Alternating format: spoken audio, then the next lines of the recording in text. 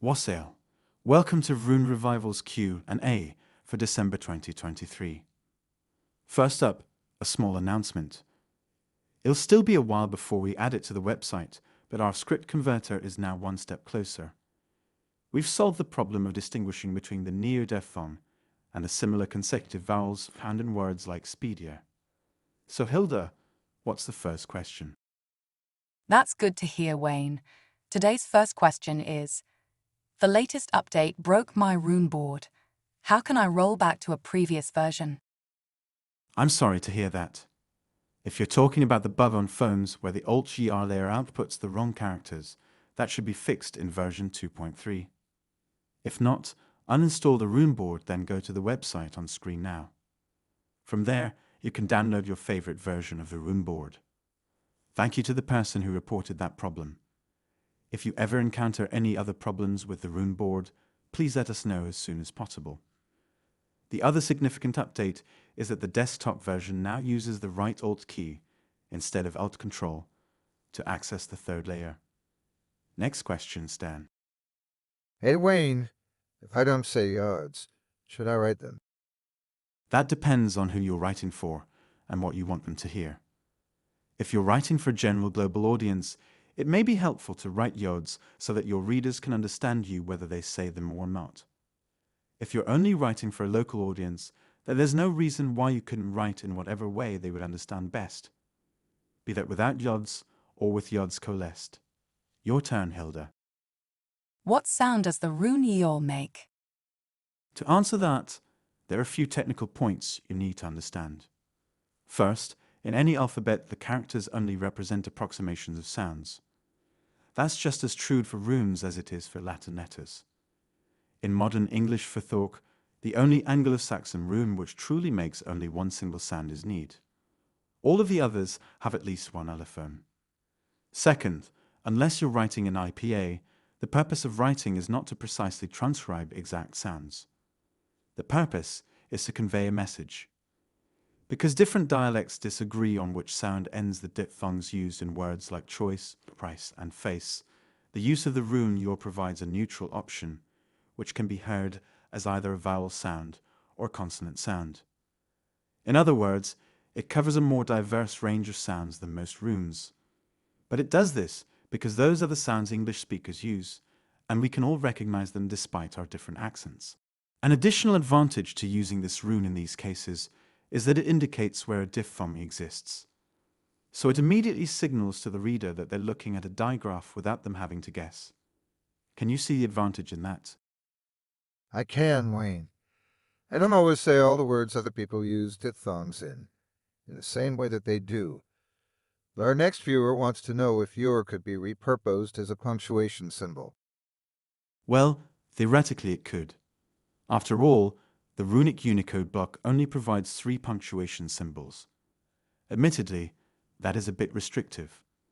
But using a rune as a punctuation symbol would be like repurposing the letter Q as a punctuation symbol.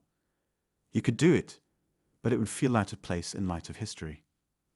The question mark was invented in England while runes were still in use. So had runes remained in use, it's more than likely that it would have come to be used alongside them. Other than that, Rune Man plans to make another video on punctuation for use with runes in the new year.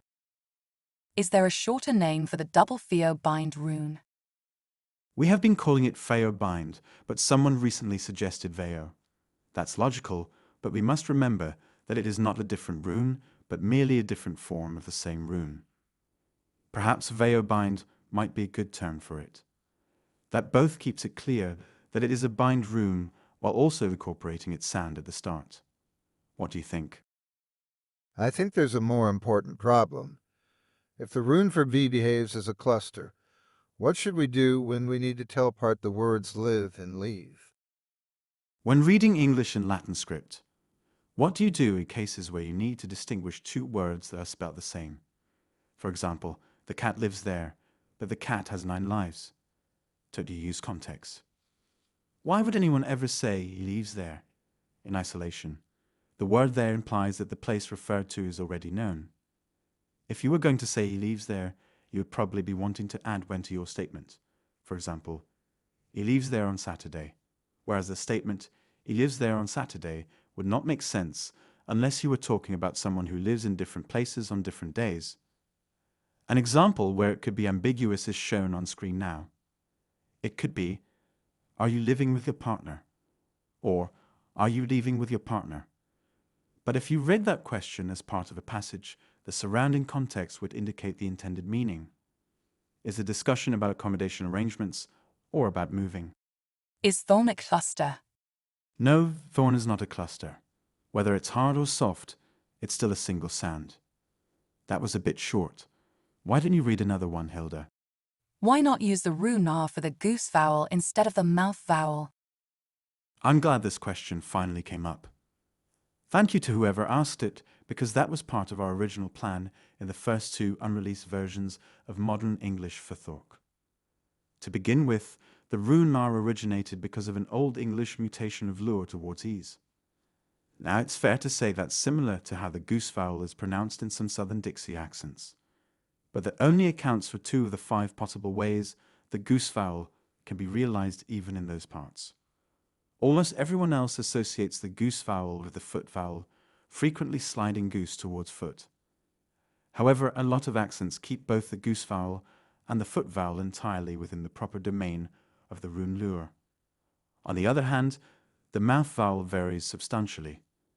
Unless they have a merger, is there anyone who really associates its sound with either of the foot or goose vowels? But the main reason the mouth vowel needs its own rune is because mutual intelligibility essentially ceases to exist if it doesn't have its own rune. There are just too many different ways the mouth vowel can be realized throughout the Anglo-Saxon. Why not use ᚱᚢᚾᚉ for the CURE vowel instead of just ᚱᚢᚾᚉ? I'll take this one, Wayne. That question stems from the idea that those runes represent the CURE vowel in a more complete form. The argument goes that non-rhotic speakers drop rad, while some rhotic speakers drop ethel. However, while that perspective is valid, it doesn't consider the full picture. The speakers who merge the CURE vowel into the North vowel, rad, is more easily recognizable because they would naturally use rad instead. For non-rhotic speakers like myself, we are naturally inclined to substitute the schwa for the sound unless there is a suffix following. So writing ethel would confuse a lot of people, though it could be used to satirize our accent. However, when writing for a broader audience, we do have the ability to identify the CURE vowel as a unique sound, one not dependent on any other sound. As the Australian accent is a minority accent in the global picture, we can appreciate how it helps others to write this sound using a more neutral digraph. In all, the purpose of adopting rad for the touchstone was to make the intended sound as comprehensible to as wide an array of speakers as possible. We covered a bit more on this in our episode on the Northern Irish accent too, if you've seen it. Back to you, Hilda. Wouldn't it be better if everyone used the same spelling? In a way, that would make life easier, but it would also be inauthentic. Not even English spelling in Latin script follows a single global standard.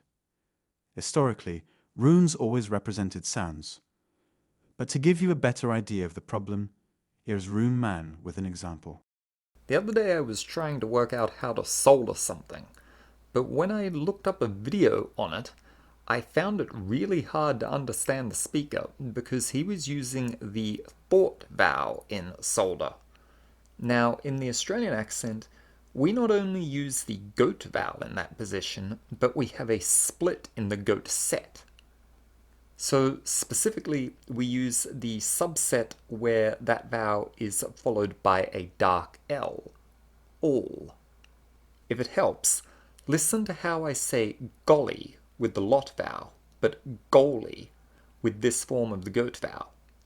Conversely, in the cultivated Australian accent, the latter word is pronounced more like goalie rather than goalie. Can you hear the difference?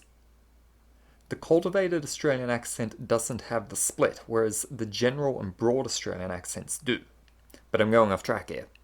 The point is that regardless of which way your instinct tells you to write the word solder, whether it's solder or in some other form, if your runes can be understood in context, then you have succeeded. There's no need for us to judge each other's spellings as if everyday communication was some kind of school contest. We can critique or offer alternative opinions, but as a small community, we should avoid infighting over such petty things. So what you're saying is that if a reader tells me they would have written a word a different way, I should just take that as some feedback to keep in mind. On the other hand, if they tell me that they can't understand what I mean, then I might want to reconsider whether I've diverged too far from the touchstone. Is that right? Yes, that's exactly what I mean. Well done, Wayne. Well, that's all the questions we have for today. If you have any more, ask them below, and we'll come back to them next year. We'll look forward to seeing you then. Thanks for watching.